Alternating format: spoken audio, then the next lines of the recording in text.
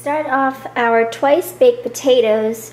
I have here 4 russet potatoes, and as you can see, I tried to get them all pretty close to size so they'll cook pretty evenly.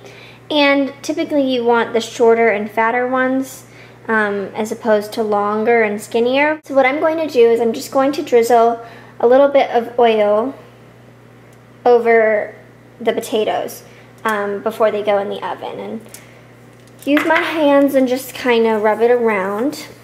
And I'm going to pop these potatoes into a 400-degree oven for about an hour, or until you can stick a fork in and it goes in pretty easily without any hesitation. Potatoes are out of the oven. They were in the oven for about an hour and 5 minutes. What I'm going to do now is I'm just going to cut off the top of each of them, and then we're going to scoop out the inside potato and add some great yummy flavors to the inside.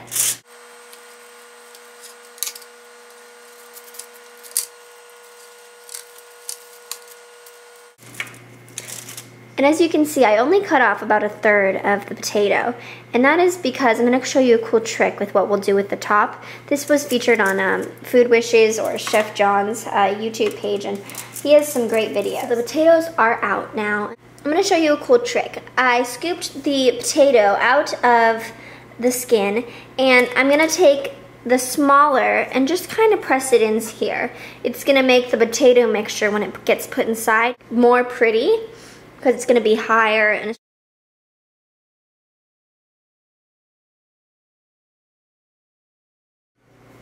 so let's get to making this filling, and I have all the potato here, and I'm just going to start kind of mashing it a little bit with the fork.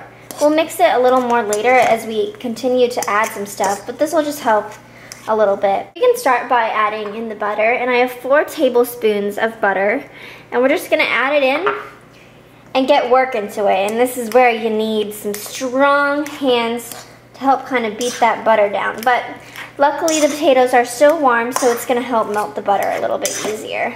We're going to add in about 1 cup of cheese. A lot of this is cheese, but hey, everyone in my family loves cheese. Add about 1/2 cup of diced green onion. Green onion is going to add kind of an onion flavor without it being as powerful as a yellow onion would be. Then I have about 1/2 cup of bacon, and I crumbled it really fine. At this point, you're gonna need a little salt. So I have a little bit of salt here, some black pepper, and some cayenne. And it's just gonna add a little heat. I'm gonna start with a little bit before I add a lot, because we're gonna taste for seasoning, and that's important before you add too much. It could get really salty and you don't know what to do at that point. So if you're curious about how much salt, cayenne, and black pepper I added about 1 1/2 teaspoon of salt. I added about 3/4 of a teaspoon of black pepper, and I added about 1/4 of a teaspoon of cayenne pepper. And I'm going to add in 3/4 of a cup of milk. You could use cream too, but we didn't have that, but we do have whole milk. And I'm going to add in an egg yolk. And I'm adding it into a little well in the center, because if the potato is still warm, I don't want it to get kind of scrambled and have it cook the egg. So I'm just going to give this a little mix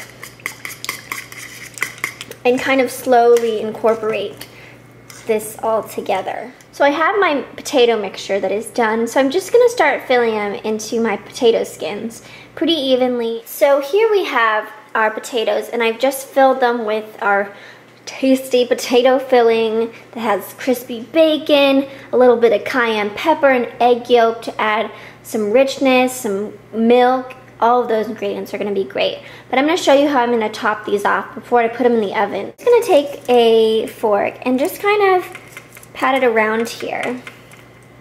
It's going to add an aesthetic value to the potato, and they're going to get those kind of ridges. So I'm going to pop these into my 400-degree oven for about ½ an hour. Then we're going to eat them, and I'm so excited. So I've taken out the baked potato, and as you guys can see, it's nice and golden brown on top. And using the fork to prick the top really added a nice texture and color to the potato after it baked. I hope you guys can give this recipe a try, because It's easy. It really can go any way. You can add many different ingredients inside the potato. I hope you all have a wonderful day.